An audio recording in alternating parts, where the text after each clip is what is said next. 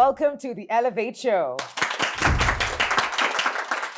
We are recording at the Novotel here in Westlands. And of course, if it's a Wednesday evening, you know I'm never by myself. Well, once nimeacha Zulu peke yake, but I have never been left alone. Ladies and gentlemen, Benjamin Zulu. Okay. And, the basis of this conversation is definitely on a gentleman who's here on the show. So, Baba Talisha, lovely to have you on the show. And we will get to your story in just a bit. But just to get the context of this conversation, is our question of the day is quite direct, which will just lead us there. And the question we're asking is, can you truly love again after losing the love of your life? That's the question we're asking you today. Can you truly love again after losing the love of your life? What does that look like? Because we've had this conversation here before where this young girl, a widow with 4 kids, said, I don't think there's anyone else for me in this world.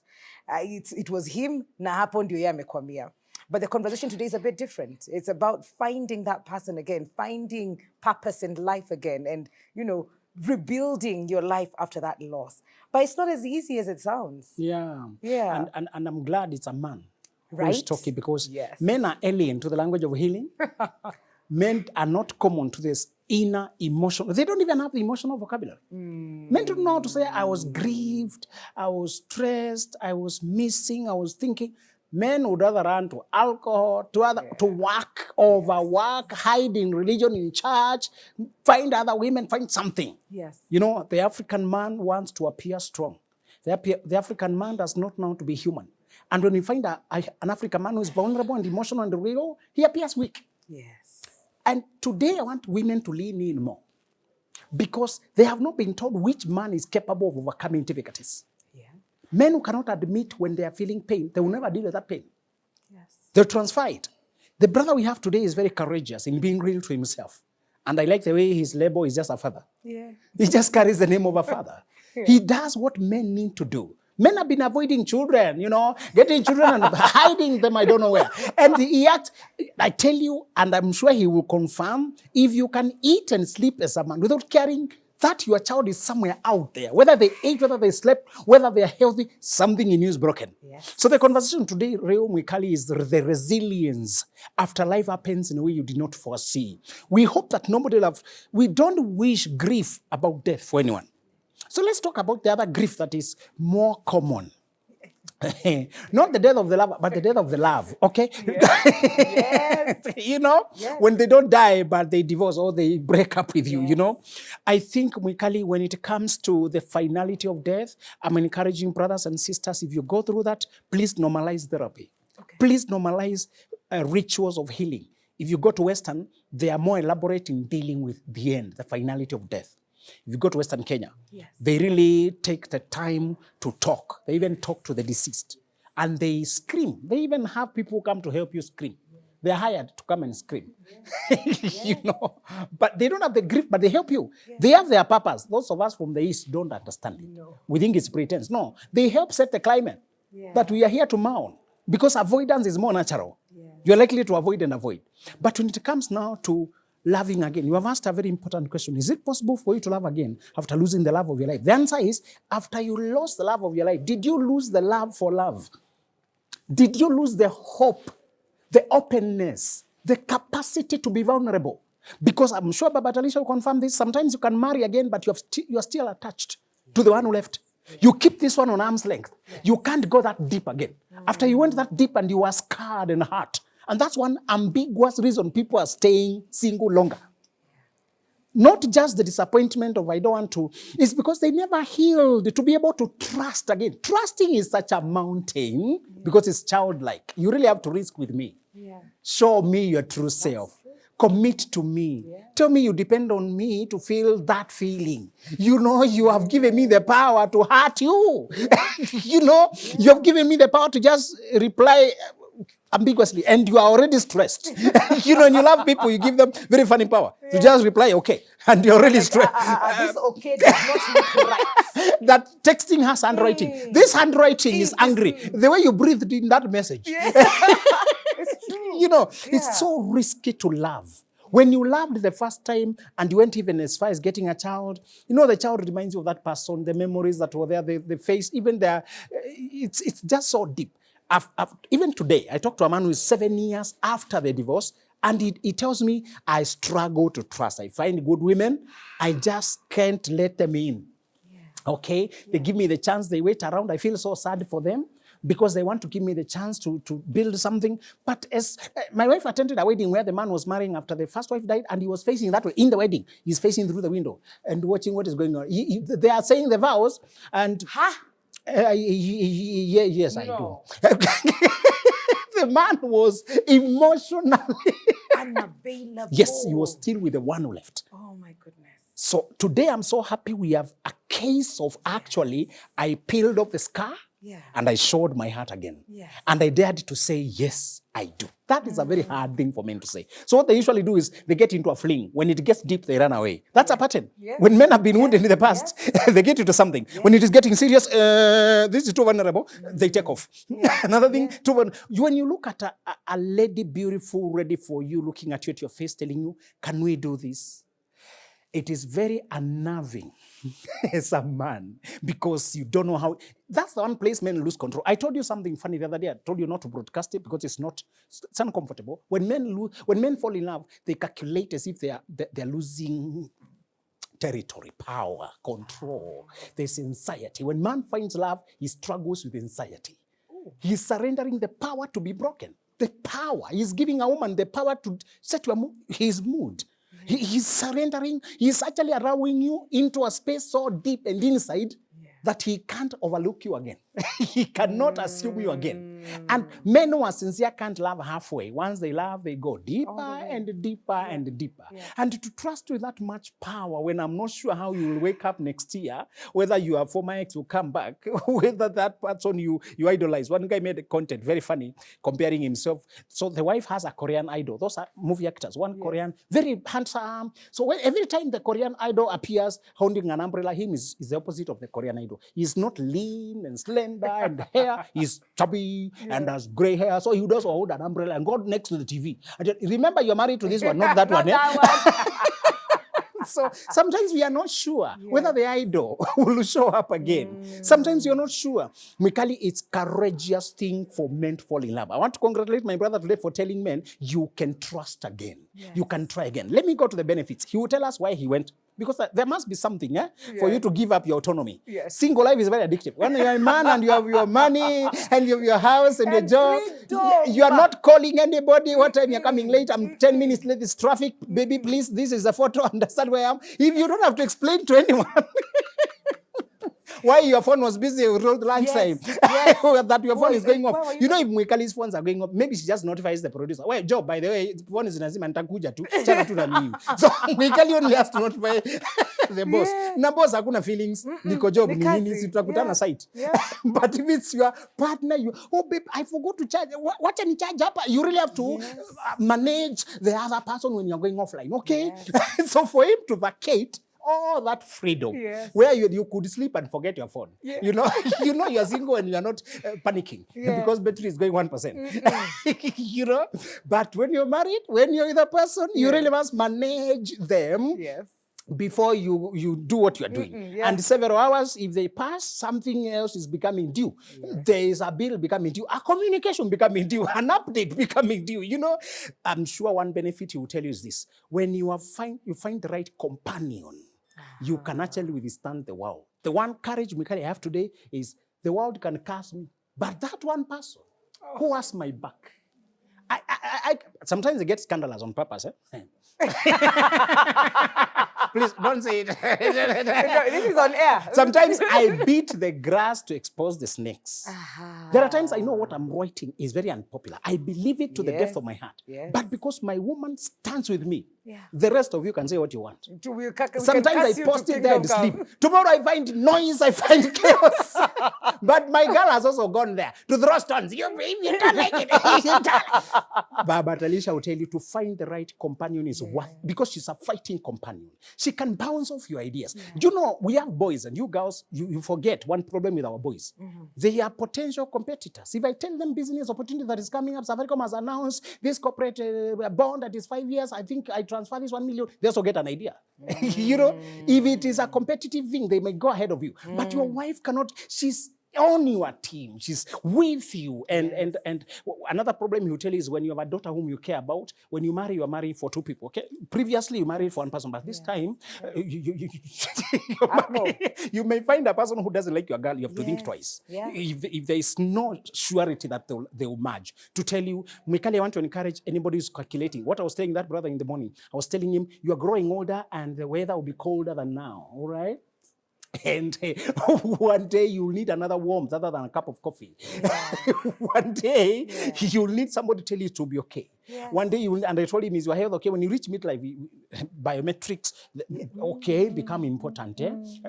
Health checks. And the doctor starts giving alarms. Please watch out for your exercise. You are too much sedentary. You see this measure here, it shows you are not active, you know. And you know, your hemoglobin, your immunity, are you taking vitamin D? You stay indoors too much. This supplement. I came to know my partner keeps that records better than me. I don't know what women are talented in, but she knows my health things more than me. When women love you, it's like they carry you somewhere, you know? And she knows when it's me or child number 2, which clinic is coming, or which one is birthday. She has where we are. And I just need to get the lab report and I forward it to her. And she'll analyze and see, okay, this, and she'll adapt the diet, the cooking at home to meet everybody's needs. I was telling that brother, you will need a woman who thinks ahead for you. And when the doctor is having, when I'm meeting nutritionists, they insist I come with my wife. Because they know who will implement. You know, so and they talk language I don't understand, you know. As long as they've understood, I'm okay. I'm good, I'm well taken care of. One benefit I'm encouraging brothers to do what he has done is this. Sometimes don't believe yourself so much that you leave yourself isolated. Isolation precedes destruction. Find a companion who is worth it. Marriage is only dangerous when it is misaligned. When it is aligned, you have a thinking partner, a person who thinks about your well-being, and a person you can be completely naked and at rest with, and who can stand up to the world when you are down. It's completely worth it when you do it correctly. Absolutely. Let's give him a round of applause.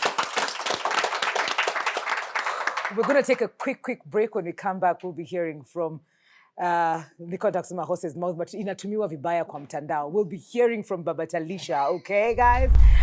The question we're asking you is, can you truly love again after losing the love of your life? Can you truly love again after losing the love of your life? NTV Kenya on all of our social media platforms. We'll be right back after this break.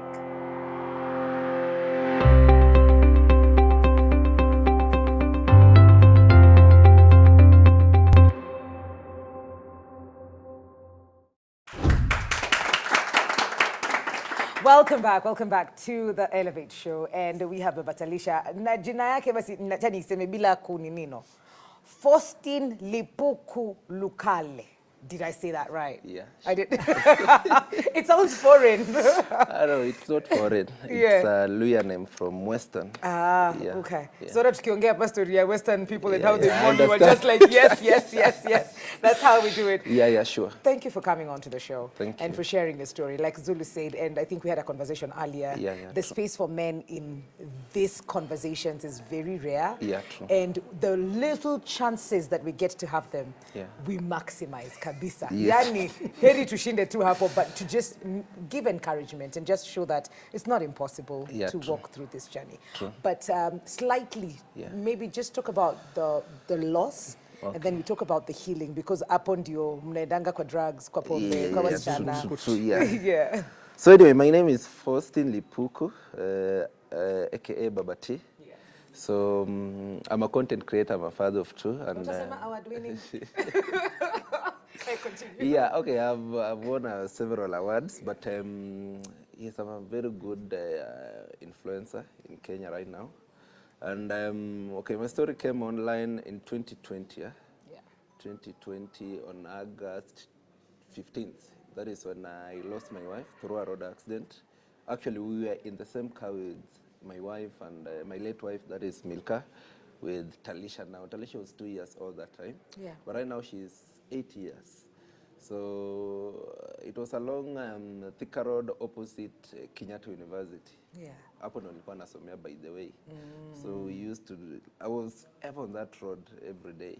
So that is where we got the road accident, and unfortunately she passed on spot On the spot, yeah. On the spot hapo hivi mtoi akabaki pia in a very critical condition.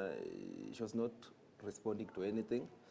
And I won't go into much details because I've talked about it every time, so nitarukaruka kidogo. Yeah. Yeah, so tulikaka kwa barabara sana. It was the worst moment of, I guess that was one of the most darkest days of my life because I've never gone through, I've never lost somebody so close. Yeah. And I didn't even expect that something like that can happen. Yeah. So it was all confusing, you know. I really don't know. And I guess sometimes when death is coming on, when death is like knocking to your door, it will inakujanga before. Like kuna vitu zina happeningi before kitu happen. So sometimes don't ignore your dreams, by the way. Oh, you had... Yeah, some zinakuanga very spiritual, you might never know. And that's why nasemanga say ukiota kitu ingine mbaya, maybe you just have to pray about it. So for me, I had something like that before, and then after 2 weeks now the accident happened real now. Sasa mimi hata kwanza accident ilikuwa ina happen saa hiyo nilikuwa naonekana ni ndoto. So it was so confusing. Juu kwa barabara nobody is standing there to help us. I'm just confused. Yeah. So mimi ndio natafuta penye okay, walitoka ija gari now. Yeah. After tuligo kuna gari ilikuwa imepata accident kwa barabara, then we rammed in the car. So side ya wife ndo the co-driver side ndio iliumia sana. Talisha that time was sleeping, so alikuwa ameshikwa. And then after the impact sikuwapata kwa gari, so I had to go. Mi sikuumia sana, maybe just some minor injuries zenye sikuwa nasikia saa hizo. Yeah. Because when you get a road accident you won't feel anything at that time, but let's maybe ukufe. Kufa maybe it's it will be another story. Yeah. But when you get yourself to a situation like that, you won't have time to think about anything. Yeah? You'll be utakuwa uko kwa dunia na bado huko hapo. So it's a moment whereby you are asking God questions, why. You think that it's a lie, ni kama ni dream. It was all confusing. Yeah, so but luckily we got a good Samaritan on the road. Somebody mwenye alikuwa amekuja ku rescue the guy mwenye alikuwa amepata accident kwa barabara. He came katusaidia hapo because mimi nilikuwa nikaa na chizi kwa barabara. Oh, no. So my wife was lying there, natoka damu kwa macho, sijui nini. He was bleeding like everywhere. Talisha was also there. So we decided tuweke katikati zile ma flower beds za Thika Road on way to Kaskari because na gari zilikuwa zinapita and the lights were off and the road ilikuwa imekuwa tama ile inafanywa kitu inaitwa recarpeting. So the chippings on the road ndo zilikuwa zinafanya watu wanapata hapa access because anytime you could slow down then gari yake inaanza kusave kwa barabara. So that is what we did and unfortunately Milka kuna kitu tungefanya. The ambulance came ikatoka ikaenda because of some reasons, you know. And Talisha, luckily enough, hata sikumbuka alikuwa nani, but there's a lady who was in a cab, alikuja. So like tukaambia tu, that time I didn't have my phones at that time.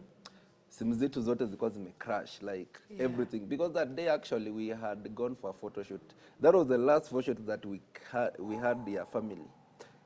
Na I guess ndilikuwa ya kwanza ya family. We have never done a family photo shoot, so that was the first and the last one.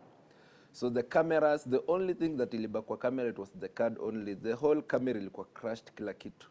The card. The card only delay back. I guess those pictures have been all over the social media. I guess you have been seeing them. Yeah. That was the last memory I guess we ever had. So hiyo ndo the only thing ilibaki. Simu zote zilikuwa zimecrack. So mtu alinisaidia na simu was that person who came to rescue us. Alikuwa anaitwa Maina. Then kanisaidia. The only number I knew of head yangu ilikuwa brother yangu anaitwa Ridon. So I called him. That day I guess kulikuwa na UEFA ya Manchester City na PSG.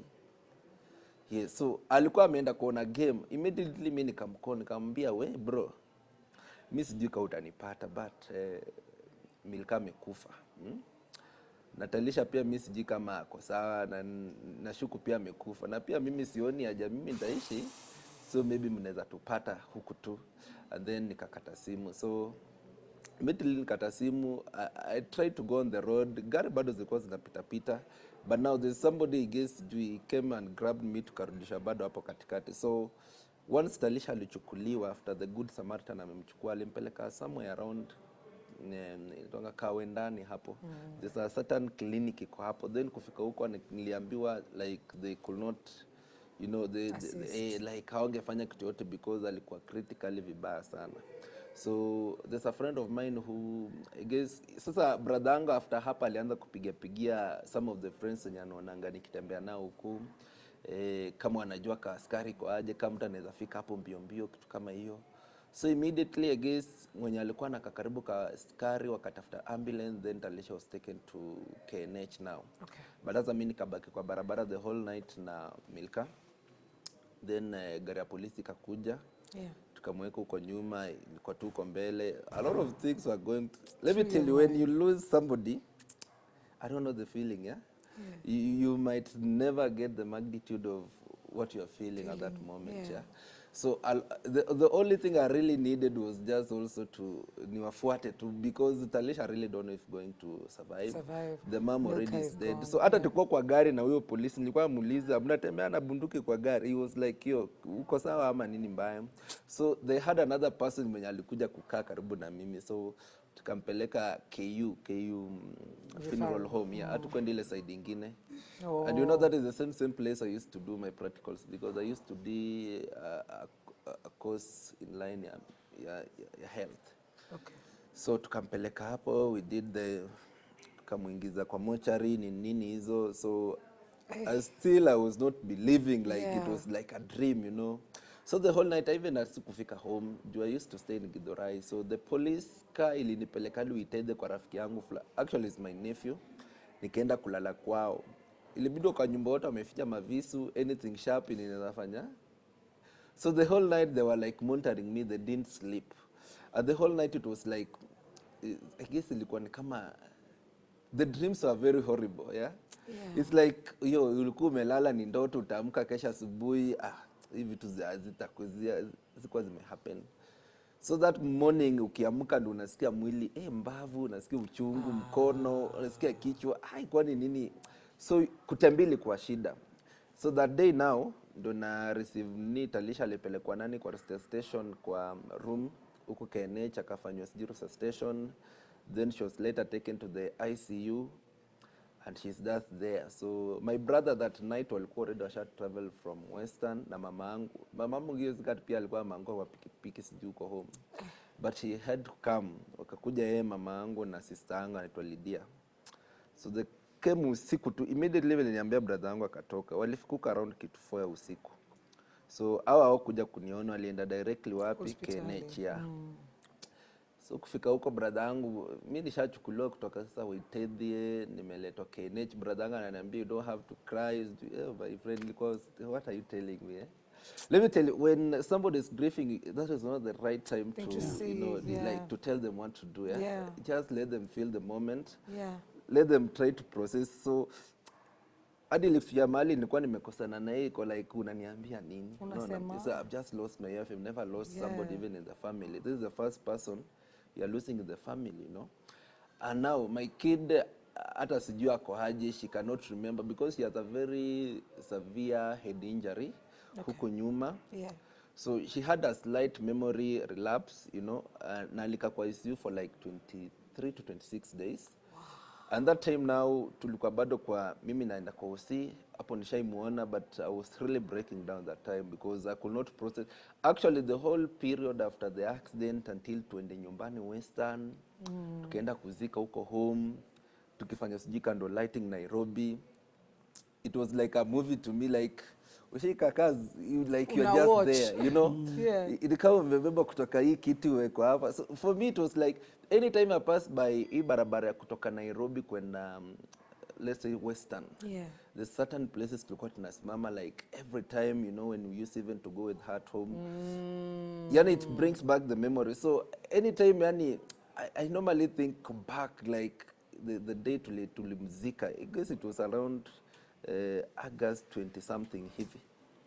It was like a sijui hata nisema aje, ilikuwa ni kama ni ka dream, yani it's like a movie. You can't even like process like what really happened. So finally we went at home we buried her, and then now, you know, people don't understand what grief is. before you bury somebody, so many people will be willing to help you, so many people will be surrounding you, so many people will be holding giving you, you know. Yeah. But now immediately hata sijui vile tulimzika by the way. Normally I just see the pictures. Kumbuka brother yangu akiniambia don't try to cry sijui nini. So for me when I went home, but actually you know my dad ako diabetic na pia ako na pressure. So babangu hata ni juzi tulikuwa we are having that conversation because Milka was the best friend of my dad. They're like very close friends, you know, like she was a very nice girl, yeah. So juzi nilirudi home like it was like some few months ago, ndo alikuwa ananiambia tu if that day yani ningelia tu peke yake ingekuwa imemtosha kumpeleka hiyo siku tungekuwa na 2 funerals nyumbani. So I guess vile nitoka pia mimi nilikuwa na instincts yani babangu asikuwe na ile pressure because sometimes back alikuwa naye and it was very severe. Yeah. So all that time nilikuwa na juu nakumbuka nikifika home I went to sleep kwa bedroom yao. Just the western kuna mila mingi sana. Yeah, so there's some things wazee walikuwa wameambia babangu sijui your boy should not sleep in your house, he has to sleep sijui wapi, you have to do this and that, but hey, my dad alikata hizo vitu zote. Then me I just slept hivyo. So me the whole that time I was numb from the pain. I didn't want to believe that it's happening. Yeah. And I thought maybe by the ukikuwa kwa grief kwa kitu kama hiyo, when unajua kuna ile grief whereby you knew somebody was sick and we tried to do 1 2 3. Yes, Now unaona hiyo at least you'll make peace that yes we. But now kuna ile grief ya you have just lost somebody abruptly through a road accident, unasikia maanguka, unaona.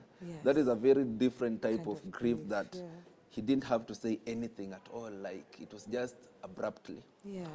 So after we buried sasa hivi vijana wa Nairobi wanataka kurudi sasa, hata wengine wakugojea.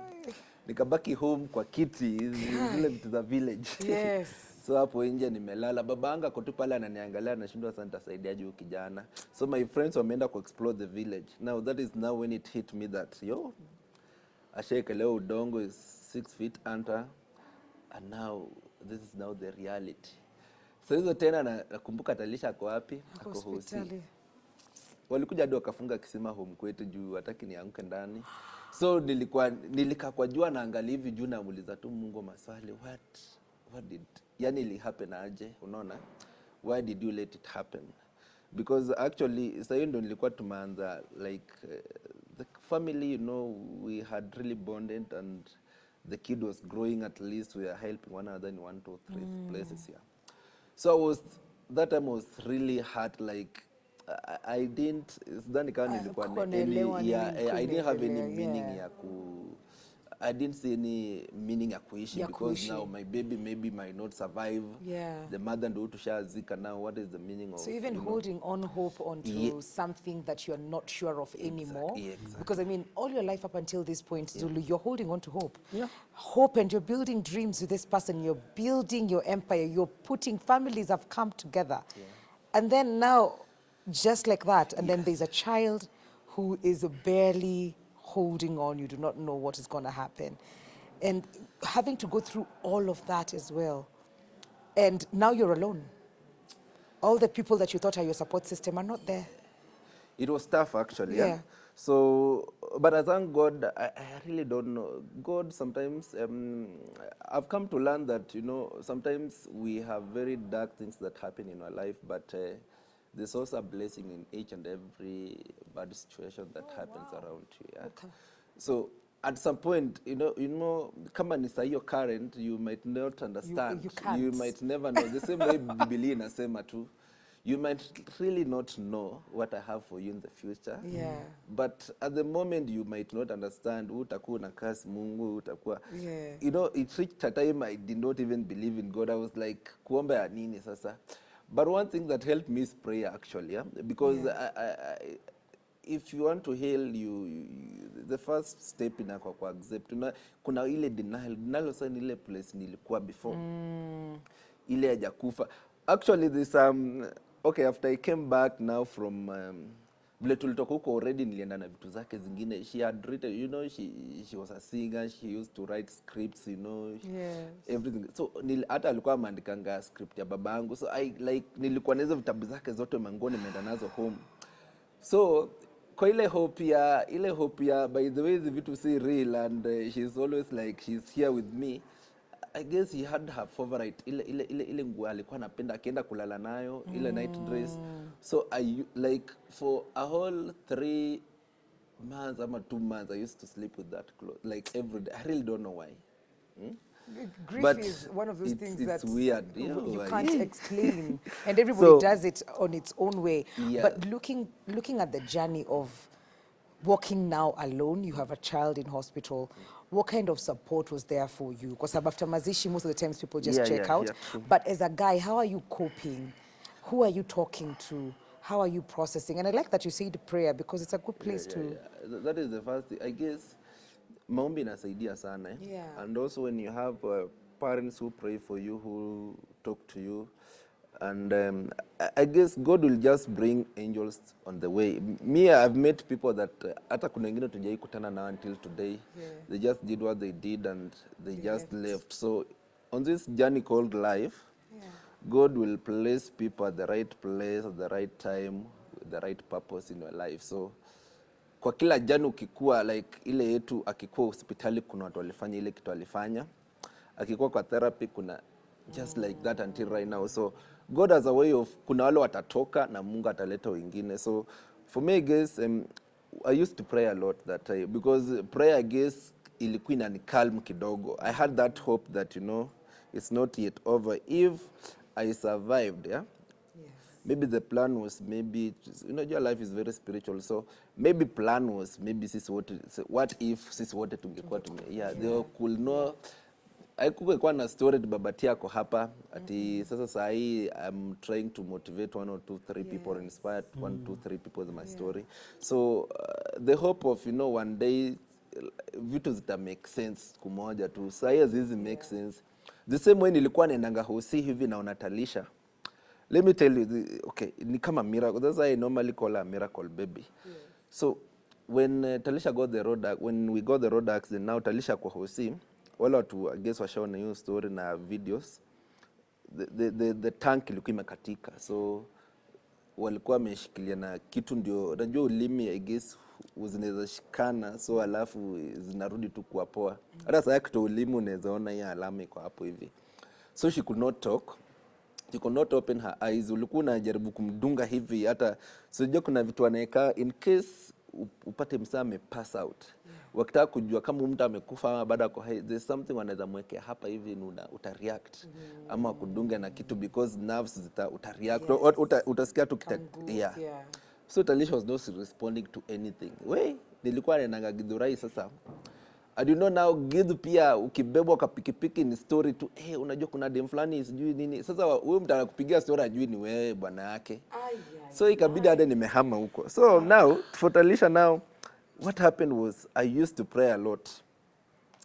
Tulikuwa naenda hospitali tunaambiwa ya respond anything. Hatujui kama ni yake nilonga aje. Spine iko na shida ama nini. But luckily Talisha did not have any fracture ya miguu ama nini. Ni zile tu ni fractures za skull peke yake ndo zilimuaffect. That's why alikuwa na internal bleeding kidogo. But now juu alikuwa mtoto mdogo, like it's a very small percentage ya watu who survive na hiyo kind of ile head injury alikuwa nayo. So every day there's a family friend tulikuwa tunaomba naye from Mombasa just like over the phone. So any day nilikuwa naenda home, nilikuwa naenda naomba. Narudi kesho amesema haizi fungua macho, hajajifungua macho tangu niende nyumbani for the last 15 days. Nitarudi atafungua macho. The next day tukirudi amefungua. Sijui next day sijui he has never reacted for sijui ni hata kidunga afanye mguu yake itetemeki. Wacha niende niombe. Tunarudi anafanya hivyo. Sasa hapo sasa ndio nilikuwa na hope. And now my hope was so I guess the belief and hope ilikuwa so high to a point whereby I used like to see sometimes the mother was there. I really don't know. Sijui kama nilikuwa delusions zangu but now that was just my prayer. But now you see she didn't even stay in the ICU for long. She stayed there for 26 days. She was so supposed to stay there for that time. And then now after ametoka hosi sasa akarudi nyumbani. Okay, alienda kwa the general ward for me I didn't care about pesa. Si hata kwa akili yangu kukuwa na mambo ati sasa sijui bills gani, you know, because sometimes you might have money and you cannot bribe death. Yeah, sure. You know, you can't bribe health. Sometimes money will, pesa itakusaidia tu to make your life better, but ikifikia in a matter of, kama hiyo time tukipata accident, I had money, but the ambulance could not do anything because now the money was not enough. So you can get so from that day, but then mimi nikionanga ambulance inapita nyuma yangu hivi, hata nisikianga ni kama hey. But anyway, sometimes those are the things you live, yeah. But it was ni prayer too inasaidia, and then when you get a very good support system from your family, you have the online family people, you know, they usually pray for you, they support you. Actually, ndo Talisha atoke Hosi, you know, it was just a simple post peke yake, somebody an act of kindness kwa hospitali to like take my daughter's kuna kijana alikuwa amefanywa surgery, then nikapiga picha, ule mtu alikuwa ananiambia nitumie, kumbe alikuwa ni mtu alikuwa amemsaidia. So mtu next day ananipigia simu ananiambia ulikuwa umeniambia ni nani? Kaambia mimi naitwa Baba Talisha. That time I had done a story with NTV by the Nation, yeah. So kanambia okay, so tell me about this Talisha. Alijipata je kwa hiyo ne? And then I came with that story, nikamwambia. He listened to me for more than 1 hour. And then he made a post the same time, Dungu Nyoro now.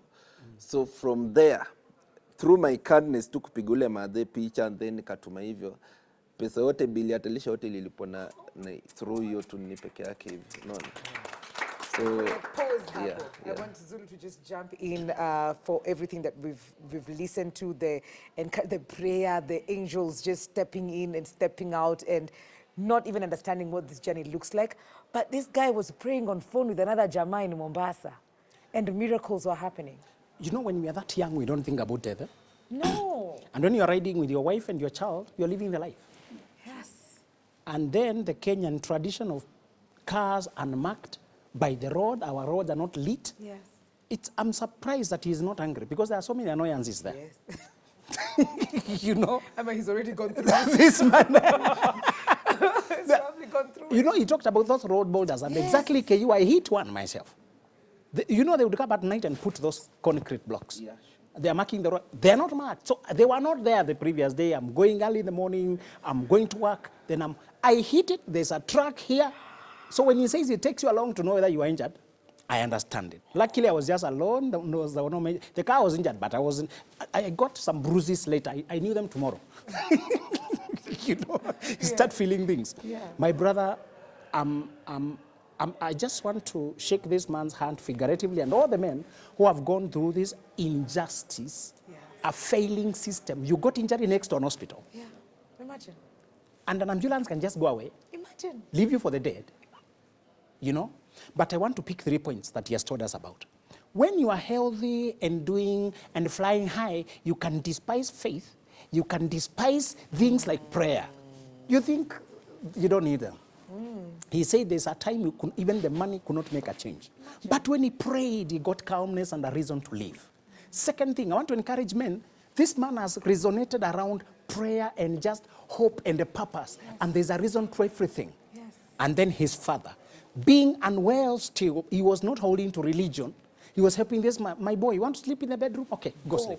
You know? Yeah. I want to encourage men to learn from Baba Talisha that he took to prayer and relationships at that time. The second thing is, after people scattered after funeral, there was one in Mombasa who remained praying with him. And they would pray together, the girl blinks. They pray together, she moves the toes. They pray together, the biometrics improve. The third point I picked from Baba Talisha is, he is a kind man. He gave when he was in need himself. And he helped somebody without putting his own needs first. I heard this philosophy in many places, and I don't know what it meant. Yeah. They said, sometimes when you're suffering the most, try to help another one. Yeah. Just try to help another person. And then we must give credit to Ndugu Nyoro in his absence. Yes. I've heard his name mentioned around kindness a lot. Yeah. And here is another story where he met a person trying to help another person. Then he asked the Good Samaritan, you Good Samaritan, what is your life? You know? Yes. And then he became the Good Samaritan to the Good Samaritan. Today we know him more than we knew him prior to the accident. I'm just thinking that we may not understand the whole story, but I want us to learn from Baba T. you will understand it all by and by. Where you are in the situation you are, help with what you have. Assist those you can assist with what you have. Yes. I lost my page one time and Dugunyoro picked what I was collecting. I create a new page. He posted it and he helped me lift from the ground. Yes. I want to ask brothers to do what he did. Assist with the little you have. The way Elijah told that woman, "Oh, I know you don't have enough food, you said you're about to die, but make me some cake." She did not know that she was talking to a representative of our solution. Right. Let us help even when we need. And we don't know whether that little cut of kindness may open other doors. Absolutely. Yes. We're going to take a quick break. When we come back, I'm really interested in the rebuilding and finding love again, and how easy or difficult that was, how long it took, and how we are doing. So, if you're interested, could you hear your part? Now, and of course, probably get a few questions from the audience. But the question we're asking you is, can you truly love again after losing the love of your life? NTV Kenya on all of our social media platforms. We'll be right back.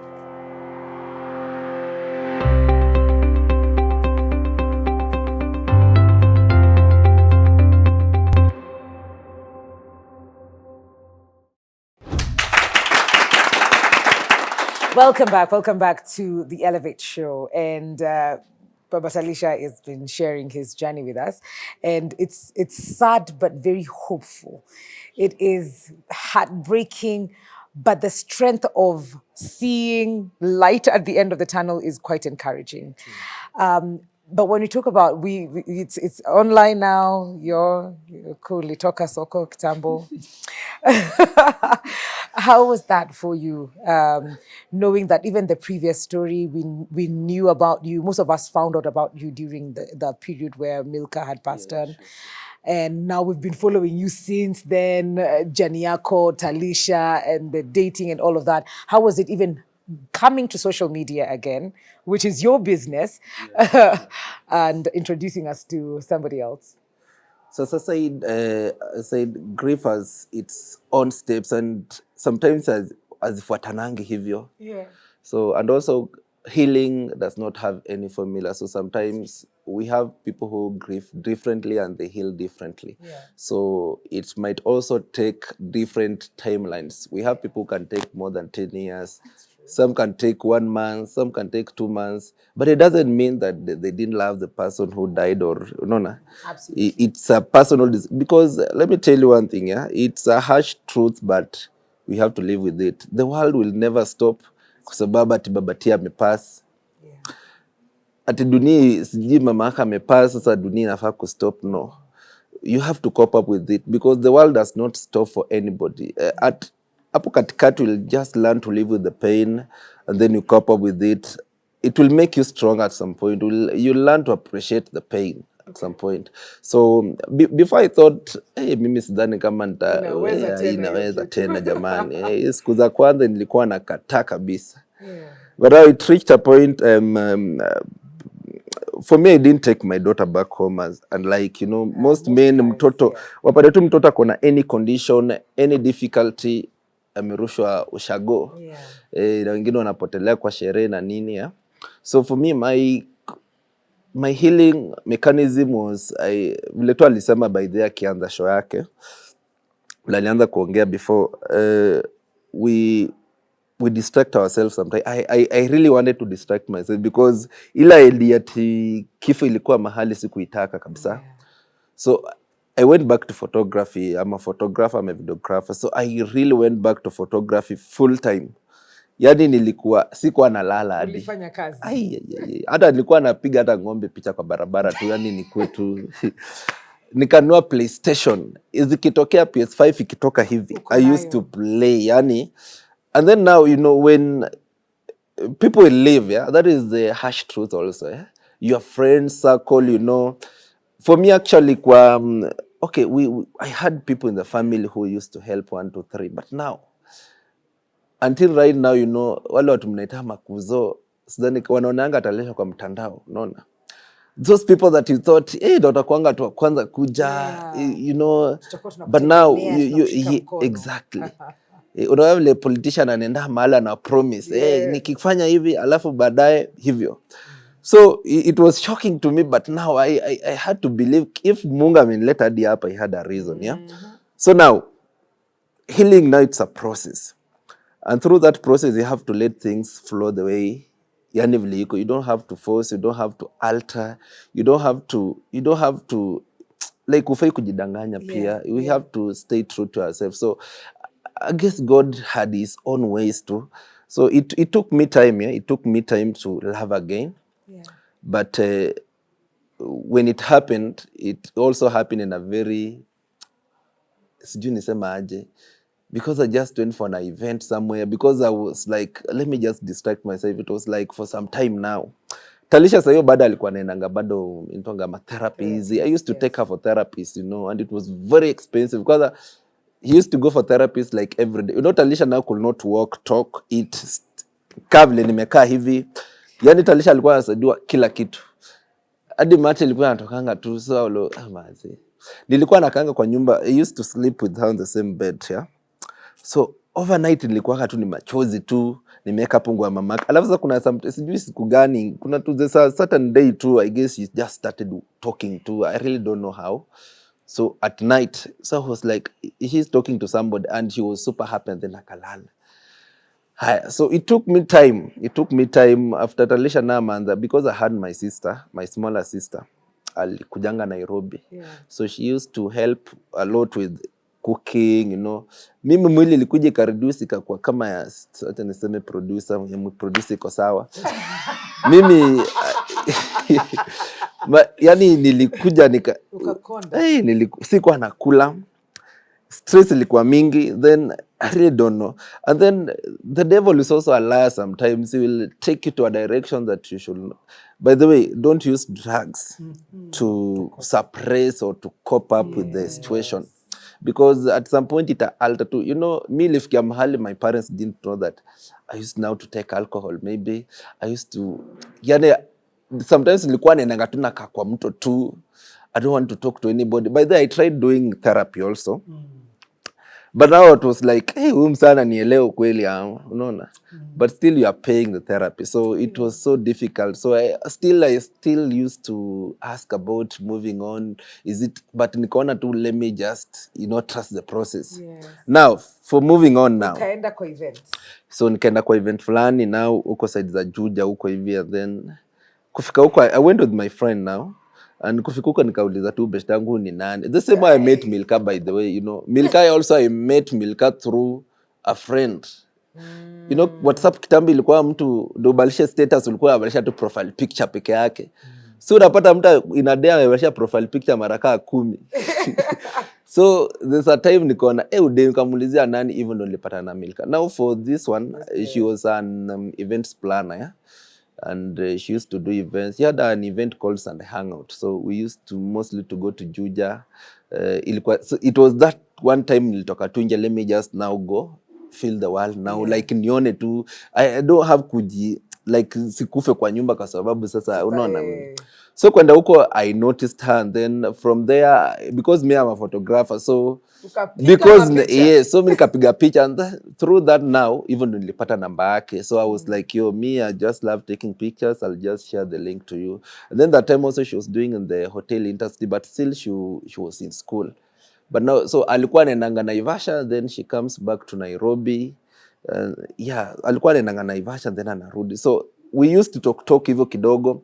And during that time Talisha alikuwa at least ilikuwa imekaa for like more than 1 year hivi. More 1 year, 2 years hivi.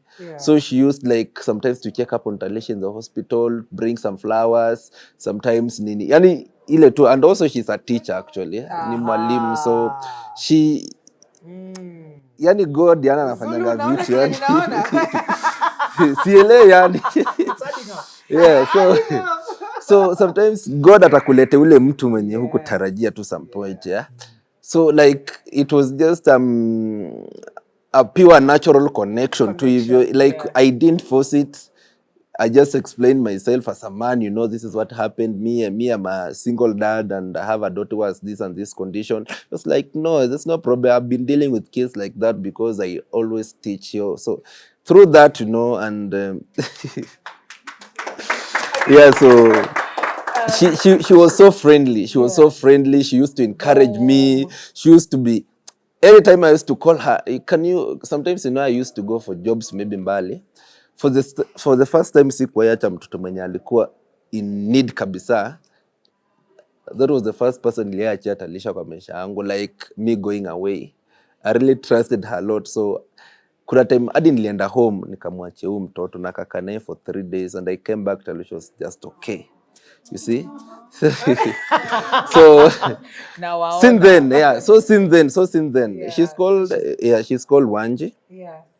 Yes, she's called Miss Wanji. She does events and everything like that, and God has been good. Yeah, I don't want to. I don't want to go too much stories, but at the right time, God will always do the rest. Absolutely. Yeah, and you don't have to feel like yes, but then you don't have to feel like you are betraying the love of your life who died before. Yes. You have to allow yourself to heal. Yes. And it doesn't mean that you don't have to celebrate or, to memorize the life you lived before. Okay. So because me, I've been doing that. Yes. At some point when actually birthday yake ilikuwa inafika, sasa angekuwa sija kwa 26 ama birthday yake inakuanga April date 16. So during any time, because she was part of my life, this at some point kuna vitu wezi erase kwa maisha yako as a person. Like the parents, your siblings, the wife, your kid. You cannot erase all those memories, the memories that you have, those special people in your life. So there's nothing I can do about it. I cannot change anything, whether you want to judge me or not. You have not lived my life. So No. So you can't judge people with your so kumekuwa ni perception sana kwa nia.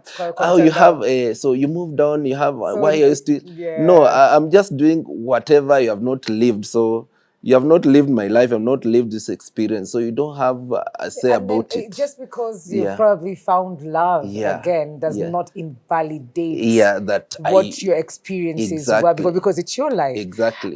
Before we open up the floor, Zulu, I'd just like for you to chime in a bit, and then we'll have the I hope, question. ladies, you're noticing how Miss Wanji found love. It was not BBL.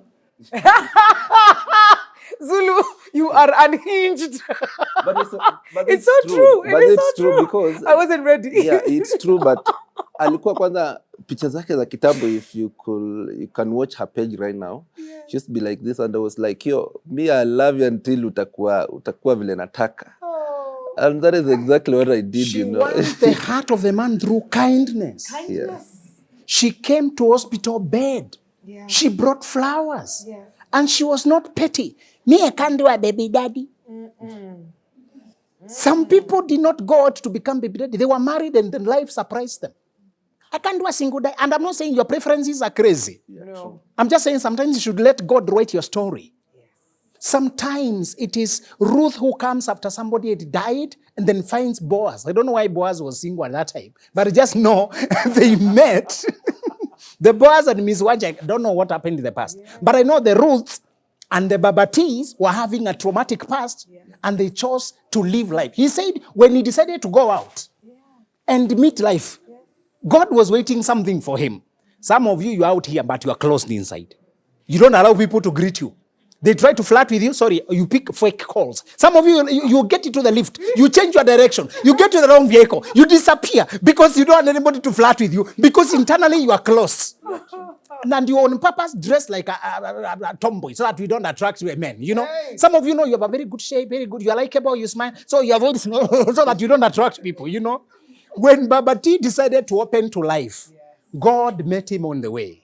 I want to ask you guys, open to life. And I'm also talking to people like Mwekalis. They can be very shining on this camera, but when it comes to personal story, sorry, she can postpone your date for 3 years until you give up. Some of these people are not available. You can see them, but you can't touch them. Okay? This guy was taking photos and making sure he's behind the camera, literally.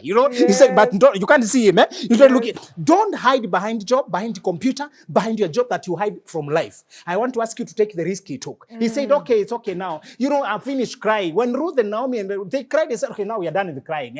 Funeral is over. Can you at least, okay, let's just go. I want to ask you to get out and go. It's not dating. This guy did not even start dating. I'm single. This is my profile. This is my Tinder profile. I'm looking. He didn't do none of that. He just went out.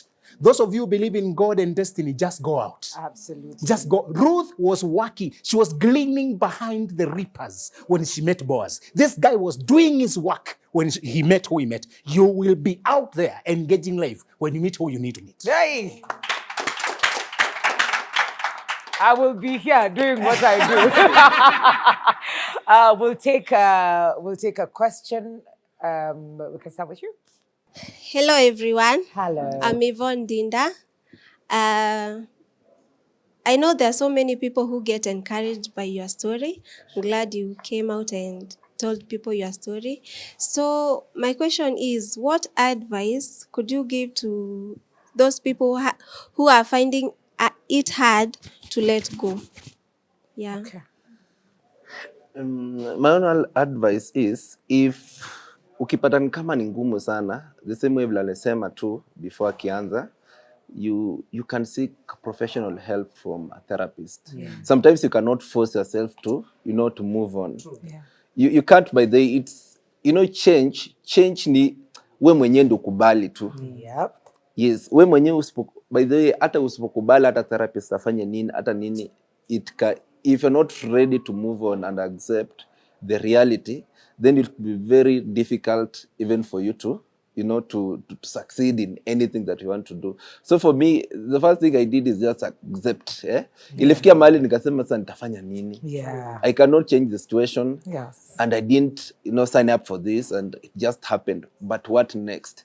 So that is why I even started. If you followed me before, I used to be on YouTube most of the time. Yeah. That is why I used to document stories about Alicia, taking her to the therapist, each and every milestone, even how I was doing as a person, nikienda therapy zangu, nikiongeleshwa vitu kama hizo. I used to do that because we have so many men out here, especially boys, yeah? People don't talk. They die inside. Unapata mtu ana okay, na pia unajua society vile label wanaume. Yes. You have to be the strong one. Yes. And then when you try to show too much, for me, you have been following me, I've seen the type of mean comments that have been there, but I've never, ilikuwa inafikianga mahali, mtu alikuwa ananiambianga kitu hivi. I feel let me just delete the social media, but I'm like, Kio, wait. I'm better. I'm not like him. Yes. True. Yes, I'm somewhere that we mwenyewe huwezi kuwa. Whatever I've handled at my age, you as a person, you cannot even go through that. So for me, ilifikia mahali, I don't want to base my life with negativities. Yeah? Let me do the positive. So if you need to grow as a person, be ready for change, and the change si mtu mwingine atafanya, ni wewe tu peke yako ndo utajipush. The same way mimi tu sasa niliamua wacha ni move on na maisha yangu hata kama nitakuwa nakumbuka. And also with grief, if you don't know, grief is linear, like like asubuhi unaweza amka uko poa, uko in the mood, alafu inafika tu saa 7 unafikia ni kama nani amenibo mbona hata kwa hapo, unaona. So hivyo mood swings, the grief ziko hivyo, na ufai kujifungia tu kwa sababu sasa watu watasema nini. Mimi hata nikaanza kudate na Wanji, we dated for some time, nobody knew about us, like nobody, because it was a very personal relationship with me and her, and I really sikutaka mabulis wa social media kwe, unaona.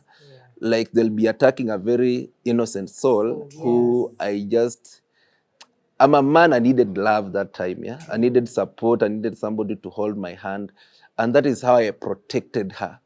Watu walikuja kumjua tu immediately after we had a son. Yes. And I don't even want to say about the years because you'll be shocked.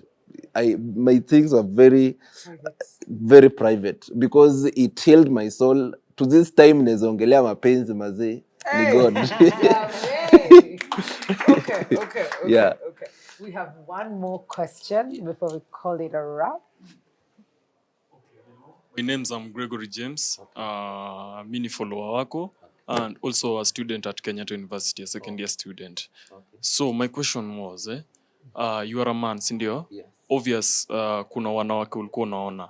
So ulikuwa una feel aje when uko karibu na mwanamke, then una feel kumkatia na unakumbuka you lost someone behind? So actually mine was different. I'm a very shy person like hivi, like kama interact na mimi, like in my whole life ni kwa campus. I started dating Milka while I was in campus from 2016 until Vilali pass. So during that time mimi si ule mtu wa kuinteract na wasichana sana, like I rarely talk with people. I'm very social, but I really don't like ile kuinteract in a very romantic way because I respect the fact that I have somebody, yeah. Yeah. So when actually me hata kudate haikuja in mind. I was just, I just needed love. That is what. And the first time nilimwona tu ni Eva, I was like, yo, I guess she's just the one. Like, I really don't know how. I can't even explain that, by the way. But this is the Because- first person you saw and felt that towards. Exactly. Yeah. So kuna time, the very first time, kuna hiyo period whereby you're just talking and talking, but you're not talking anything about love. You're just Yeah. talking and talking. So there's this time now, ilifikia mahali she was like, I became so close to her. Hiyo ndo time I guess for the first time niliaitumanga voice note ya 20 minutes. I guess it was around 20 minutes nikimweleza because I feared siwezi taka kutana na yeye one on one nimwambie how I felt. So what I did was I just sent your message hivyo, your voice note, and then nikaacha isikize. Then later kaniambia, are you sure you are ready for this? And I'm like, why not? And that is how It started. yes.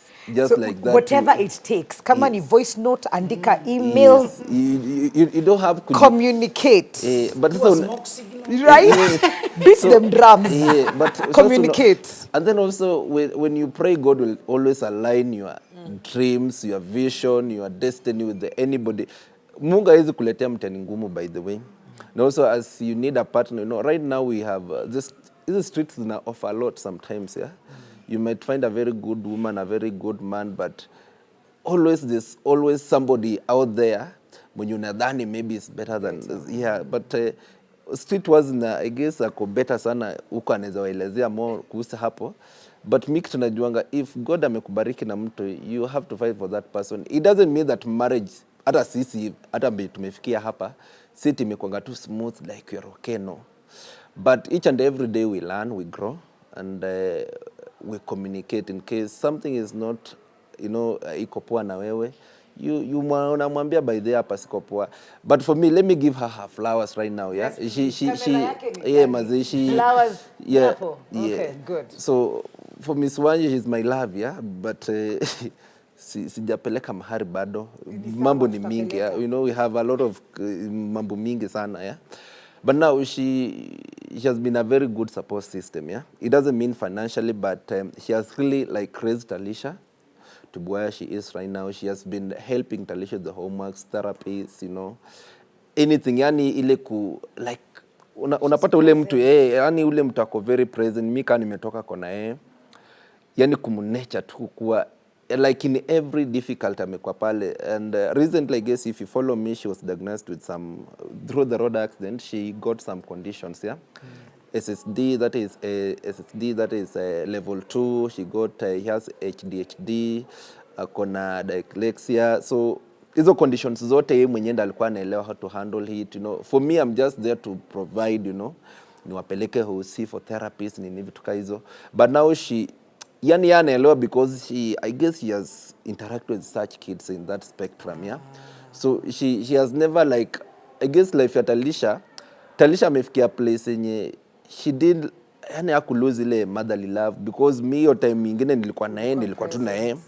So right now ndio ameanza kuelewa vitu zingine because now she's growing, yeah. Recently ndio alikuwa anauliza because now kids are always on phone. Yeah. They're always being told things to their parents. So when Talisha ako shule sasa ako grade 2 now. But okay, she's struggling a little bit because sometimes but she's very talented in some areas. So for now sasa penye sahi yako unapata hizo stories kutoka shule, maybe amekuwa shule kidogo, watoto wanamwambia uko na mama mwingine, si wewe mwenye unakuanga na yeye.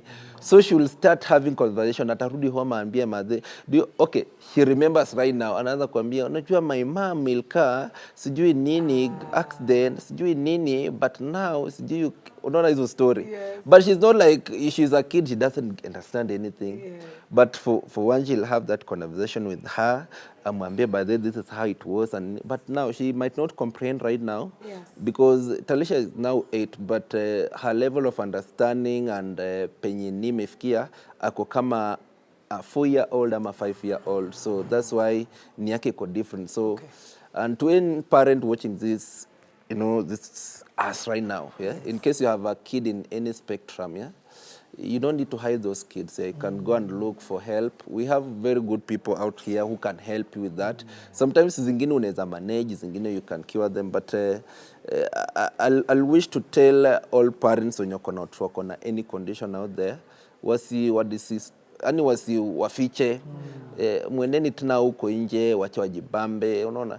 Talisha sasa ni kitu tuna maintain tu asikuwe na too much sugars, vitu kama hizo. And then also with the drugs alikuwa anapewa husi zinafanya mwili yake ina grow sana, unaona. So she's really growing because she was on very heavy drugs akikuwa huko. Alikuwa kwa ni, but so far so good. I really appreciate. We have had so many people on our journey. I've gone through so many interviews encouraging people, men out here, and I guess hadi kuna watu wamezaliwa wengine wameitwa Talisha just because she's a survivor. By the way, I have so many. This a shoot I went to Utawala and the parent just booked me. Hakuniambia hata mtoto wake anaitwaje. Kufika huko alikuwa na graduate, akaniambia I named my kid after your child, and I was like, yo, God is good. Okay. Yes. Okay.